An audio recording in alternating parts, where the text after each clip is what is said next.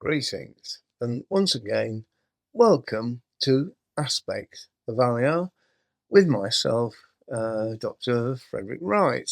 We've had a little break of a month or so, in no small measure due to the increasing pressures of the work of returning the Jewish people to Israel. So we more or less, finished our last series where we looked at the deluge. So we should really now start looking at the post-deluge narrative, which of course is the Temple of the Nations and the interim period before we move from etiological history into what we might call universal history. It's not hard history to understand it today, but it certainly has got some semblance to history proper. However, I'm going to rope this with an urgent message. Now, it might come as something of a surprise to many of our audience that anti-Semitism and the Christian church has not really been addressed very much over the years. For those that watched our earlier broadcasts, we looked at this in quite some depth. However, in an absolutely alarming shift since October the 7th, 2023, anti-Semitism has exploded. So this will be the subject of our sharing today. Anti-Semitism has always been there. It's the longest hatred, and it's endemic in Christian theology. We've covered that many times before. So my topic today, I'm going to entitle The Tightening Vice of Anti-Semitism. The tightening vice. Well, not a vice, is it? Pressure crushes. So, anti-Semitism continues to rise on a worldwide basis, with many Jewish authorities urging their communities to leave their places of domicile, even those where they've lived for many years, even generations, even hundreds of years. It is absolutely appalling, this massive rise.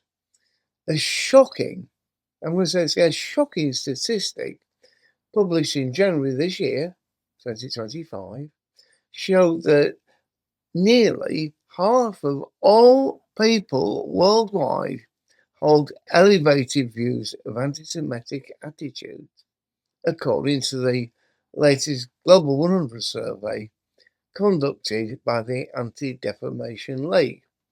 If you're not familiar with ADL, they're the world's biggest monitoring organisation on anti-Semitism. Now, when you talk about let's go 100, that's not 100 people, that's 100 elements that they employ. And I've got to say, I admire the work of the ADL enormously. Every time I look at their work, I feel slightly ashamed that those within the Christian world have not taken this subject seriously. We're coming up now to 80 years to the end of World War II. In 1945, and maybe it'll be in 44, the end of various extermination concentration camps were liberated.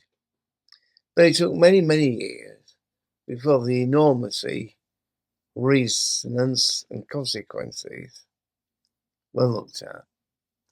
These obviously initially by members of the Jewish community, people of the Jewish faith. Unfortunately, the Christian world paid very little or no attention to it. And if you read my book, Words from a Scroll of Fire, or the second book, Father Forgive Us, you'll see this gross absence of responsibility of the Christian church leading up to the Holocaust, during it, and afterwards. It didn't actually pass my mind until yesterday, when I got a letter from a Jewish rabbi saying to me, "Thank you, Dr. Freddie." Freddie, that's what they call me, yeah. "Thank you, Dr. Freddie, yeah, for 31 years ago, admitting responsibility of Christians in the Holocaust. Thank you again, Dr. Freddie, for bringing it back some years later. But I've got to ask you, why is it only you and Dr. Michael Brown, shortly after, in a very, very small book, not my large works, took it upon yourself to bring these things into public conscience?" So I say to Ravnia, it was my privilege. And I'm sure there are many thousands of people out there that understand these things. And I'll pray. And our work of Ezra surely must be understood. It is not, let me say this clearly, it is not an admission of guilt for the Christian church, because we do not represent the Christian church as a whole. It's not an admission of guilt. It's not sympathetic.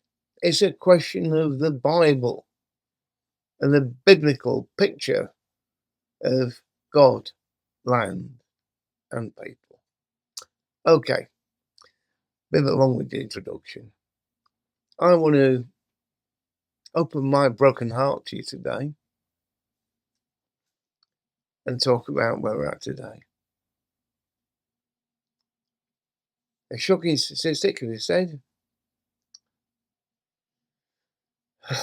I cannot bring myself to say this. Over half the Christian world hold anti-Semitic views, and that world overall more than that. So, their survey found that 46% of the world's adult population, 2.2 billion people, harbour deeply entrenched anti-Semitic attitudes. Now, I want you to listen to this, please. Please. Yeah? This is, I'm finding out to say this, this is 50% more than when these surveys were undertaken. Same amount of people, same statistics. 50% more in the last 10 years. So, where are we? Okay. I'm going to just run through some statistics and make a few comments for you. So, I live in the UK, as you probably know, in Colchester, which is the our nation's oldest recorded city. Excuse me, my glass of tea. Yeah, and I was really quite shocked. Even I keep a, shall we say, a watching view on these things. Yeah. So, in our country, last year, there were 1,978 instances of anti-Jewish hatred recorded across the UK. In the first 6 months of last year, it was 44% higher than the previous 6 months, 1,371 cases.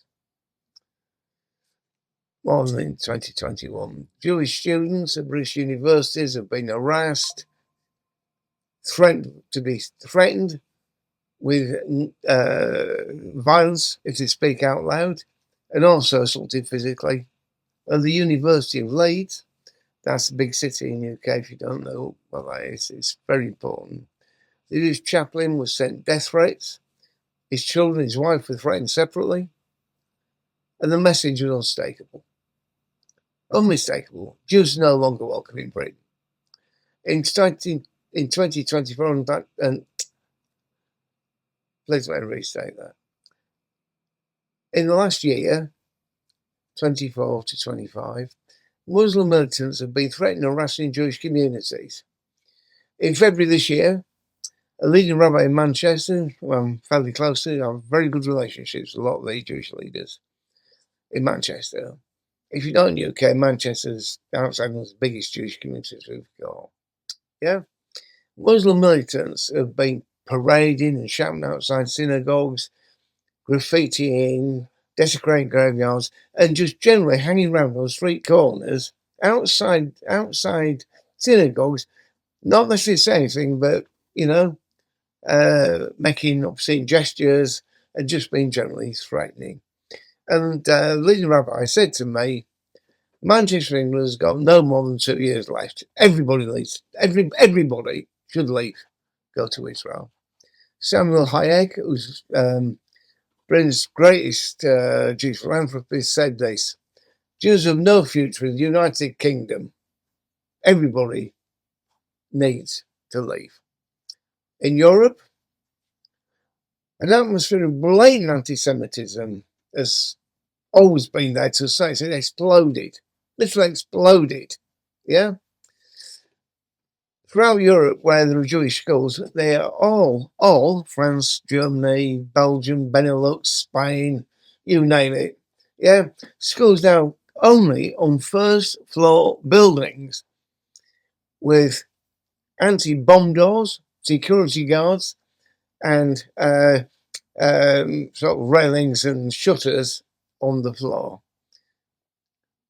Jewish leaders have told Jewish people in all these communities not to wear any external signs of their Jewishness. Yeah? No kippahs, no Magen David necklaces, and so on. Yeah? Moshe Sevag, chief rabbi of the Great Synod of Paris, told the Jerusalem Post the other day, today is clear. There is no future for the Jews in France. I advise every Jewish person, especially young Jewish people, to leave for Israel. And with the local elections going in Europe, it's clear that the Jews have got no future. As the rabbi said, we are threatened by the extreme right to somewhat less than the Islamicists, the French Muslims, who have no-go areas. Marseille has not even been policed. Not even been policed for the last few years. The police don't go there. It's whack. It's a Muslim enclave. The chief rabbi of Barcelona, Mir said, this place is lost. We should all leave. Every Jew should leave. Better leave now. Better leave sooner than later. Our community is condemned, both because of radical Islam and the reluctance of the government to confront it. Therefore, I encourage them, all Jews, to leave and buy a house or at least resettle in Israel. So we'll take a break there. If you are a Christian, then there is no question that you owe a great debt to the Jewish people. Unto them were entrusted the oracles of God. What does that mean? It means, if not for the faithfulness of the Jewish people, we would not have this. And therefore you would not know your God, and you would not know his Son. Israel and the Jewish people are under attack right now, and we owe them everything. The least that we can do is support them in their hour of need. So please go to EzraInternational.org and give to the Emergency Relief Fund, and your dollars will be used to help displaced and traumatized Jewish people throughout the land. And remember, if you do nothing, relief and deliverance will arise for the Jewish people from another place. Yet who knows whether you have come to the kingdom for such a time as this. Please go to EzraInternational.org and give your best gift today.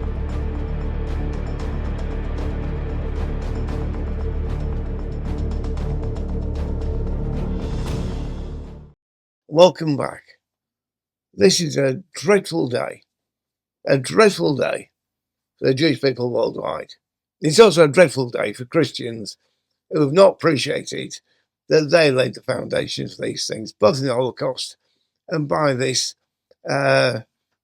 universalism, this globalism, this unfettered immigration into Europe and elsewhere, where there's a war going on, an invasion, not by tanks, troops, aeroplanes, but by our ideology.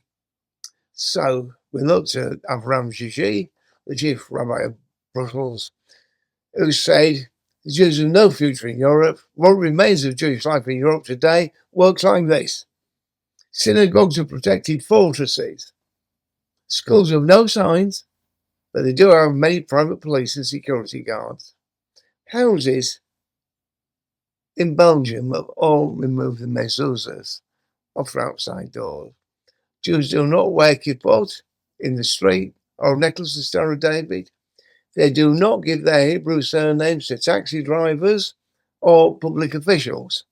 They tell their children not to speak Hebrew in public, and there is not an Israeli flag to be seen in the window. And they've been told to remove them. In Holland, from the Jewish community, it's too late. Netherlands are Schluss. That's a Yiddish term for closed or over. Education has failed. Integration of Muslims has failed. Respect for the Jews has disappeared, and it will never, ever come back. There are now too few of us, and the other side is much larger, growing, and more aggressive. All that's left to do is count down till we all make our Aliyah. That's the Times of Israel last year. Germany has seen a massive increase in violent anti-Semitic attacks. Hold your breath on this one. 80%. 80% since October the 7th. Mostly by Islamicists and to a small degree by neo-Nazis. Jewish leaders, once again, have come to the recognition of the realization the vice of anti-Semitism is closing rapidly, violently, and aggressively. Jewish people in Germany need to lead. They need to make Aliyah.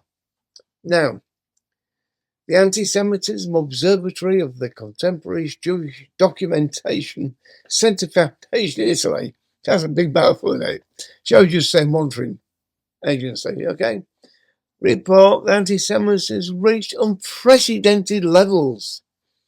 1/3 of the incidents recorded last year, and this is interesting in Italy, happened on the street or in physical interactions. The rest involved hate speech and threats online.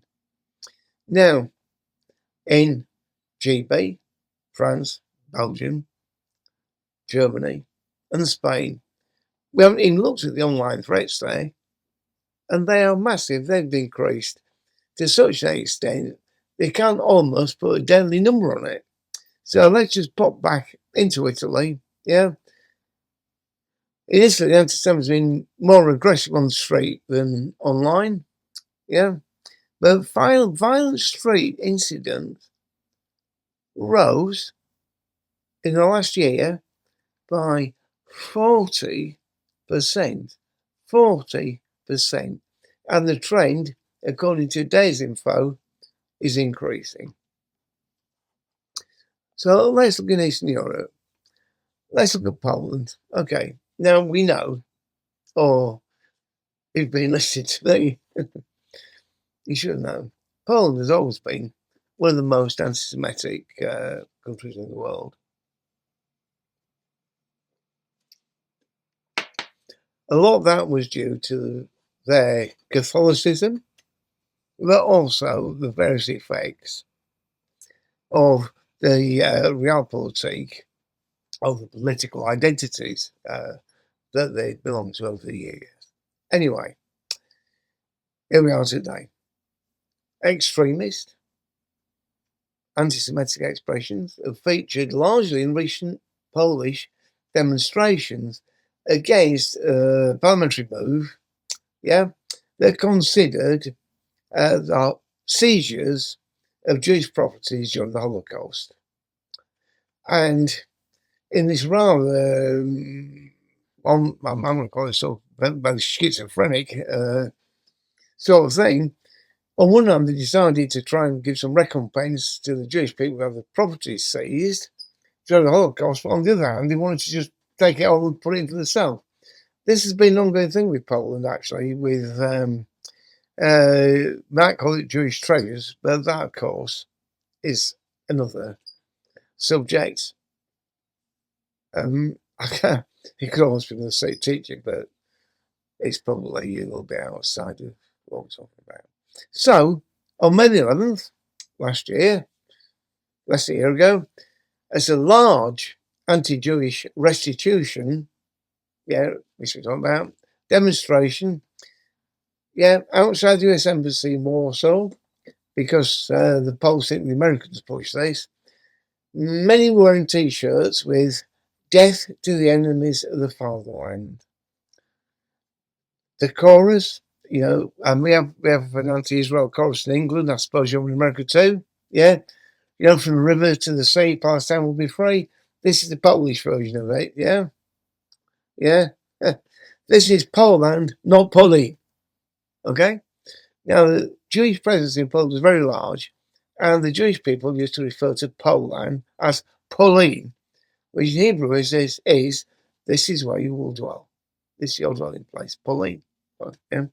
So they're shouting this out, great big chant, going through it, bang, bang, bang, this Poland, not Polin. And a great big sign that dominated this was, Poland will not be your next Palestine.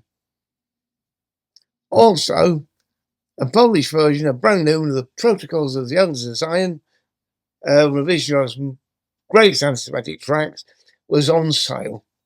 And that doesn't surprise me, because I've seen that in Catholic churches throughout Poland since I first started going there. Dare I say this, 40 years ago. Okay. In the rest of Eastern Europe, we got similar things. So Hungary, Romania, all that block of Eastern Europe, still largely anti-Semitic, and anti-Semitism is brewing up with the rise of the right.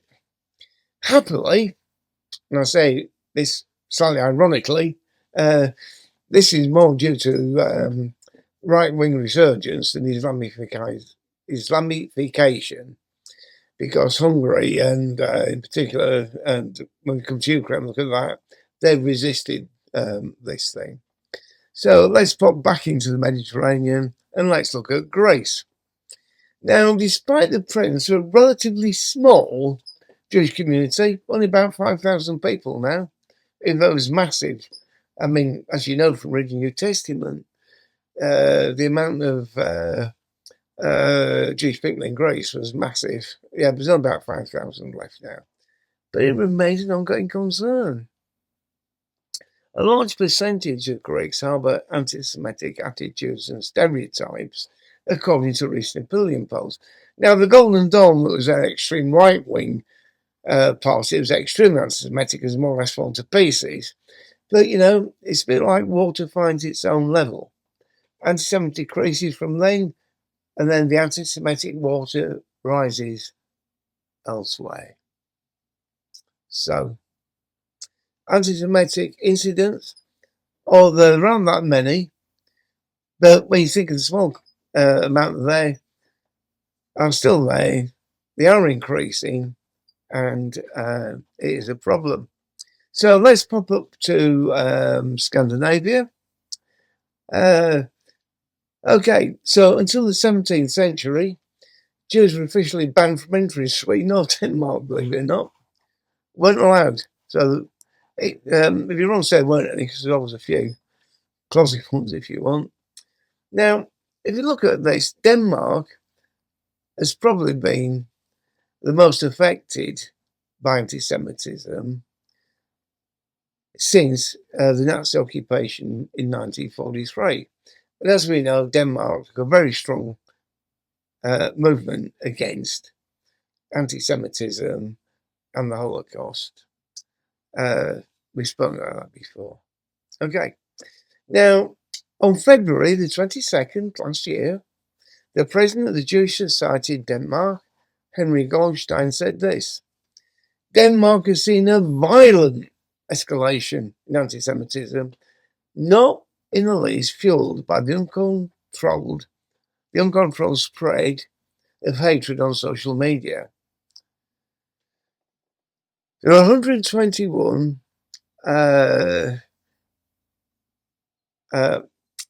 I'm not quite sure how to interpret the word. There are 121 hardline incidents that were outside of just silly criticism of Israel, just pushing the old anti-Semitic tropes.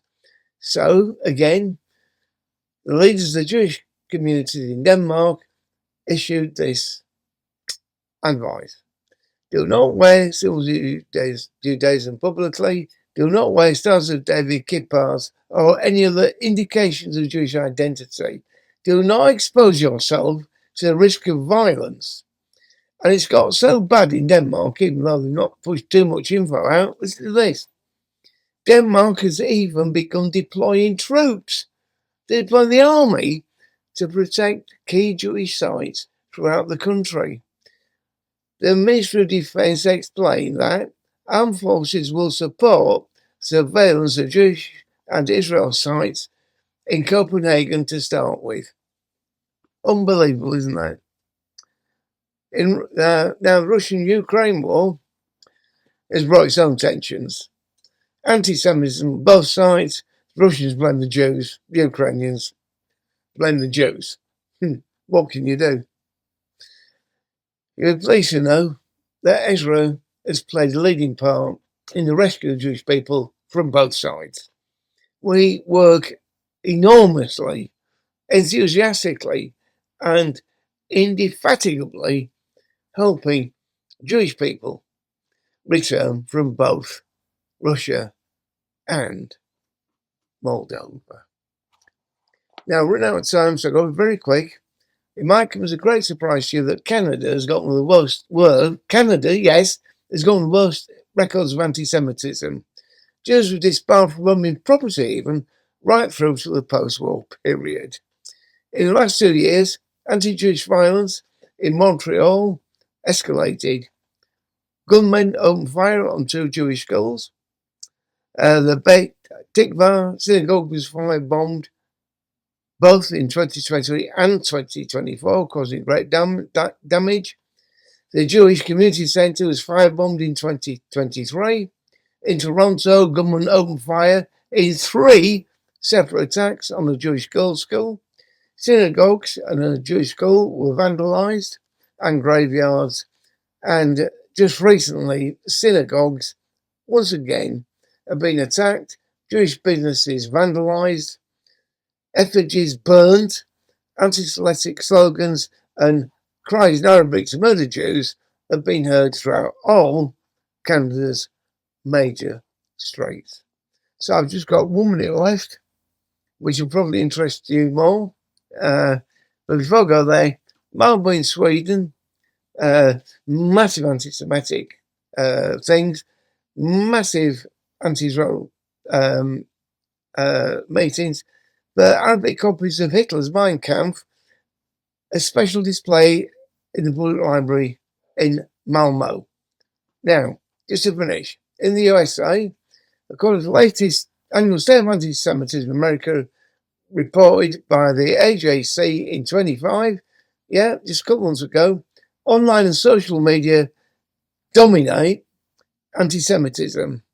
Okay? Roughly 69% of Jewish adults report experiencing anti-Semitism online and in social media. This increases to 83% amongst the younger ones. Whereas the far-right white supremacists propagate hate as a serious threat is not quite as hard as from Islamicism. However, another element in this, which to my opinion is probably the worst, the vitriol coming from the progressive left, is probably the worst. At this point, there isn't really a space where it feels safe to say, I am Jewish. That's America. The progressive left are more anti-Semitic than the extreme right, etc. Then we got Latin America. We've spoken out before. All Latin America has huge anti-Semitism because of those fleeing, Nazis fleeing, and extreme right-wing politics. So, we've run out of our time, but I just want to say to you, this is where it begins. Please share my broken heart. Please share my broken heart for the Jewish people who've been subject to this closing vice of anti-Semitism. Let's labour while it's still day, because like knows we have to work. We need to push. There's never been a time more important to get Israel, the Jewish people, into focus and help them return. In the meantime, God be with you until we meet again. Well, we'll pick up our new series.